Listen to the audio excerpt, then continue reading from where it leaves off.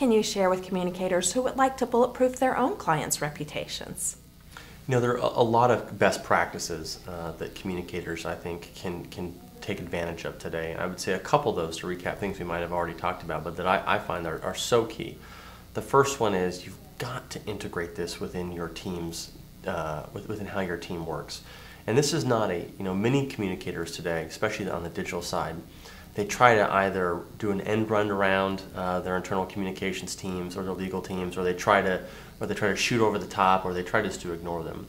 We have often found that the way to have a successful integrated crisis response, whether it's the digital or the traditional or both, is to make sure everyone on the team, from your general counsel to your outside counsel to your government relations team to your investor relations team, are all effectively, regularly focusing on what do we do when the crisis happens, who's in charge of which roles, which bloggers are we going to be reaching out to, what's our Facebook strategy, do we have a Facebook strategy, do we have a video camera set up and somebody knows how to use it so that if we do have a viral video that goes live, it doesn't take us 2 days to figure out how to put a video up so that we can respond to the medium in which we're being attacked. So that's the first thing, is really have this be part of your firm's DNA. That crisis communications is an integrated effort that brings all those players together. I think the second is use your peacetime wisely. A lot of people get in the middle of a crisis and that's when they realize, darn it, we should have used our peacetime wisely. Why didn't we build those communities of support online? Why didn't we engage bloggers so they knew about us before our crisis happens? You never want to be introducing yourself to the public in the middle of a crisis. That's the worst time. You are going to lose that online battle with your opponents who've spent the time and the resources to define you before you've had a chance to. So use your peacetime wisely. And I think third is you've got to be committed to it, especially in the online space. You can't just do one viral video or post one blog in the middle of a crisis and say, okay, we've done our blogging strategy, we're done.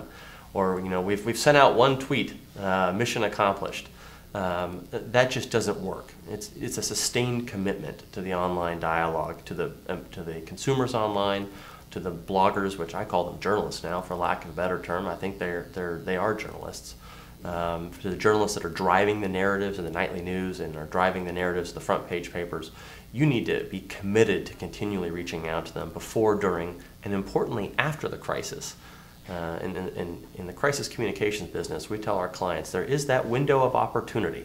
Once you've crossed the threshold of anxiety, or people understand that the crisis has been taken care of, or world attention or statewide attention is focused on you, that's your teachable moment to reach out and have that monetizing moment where you can help your client or help your brand grow from crisis. They don't always occur, they usually do, and leveraging that opportunity through the online communities you've built will really help sustain your brand over the long haul.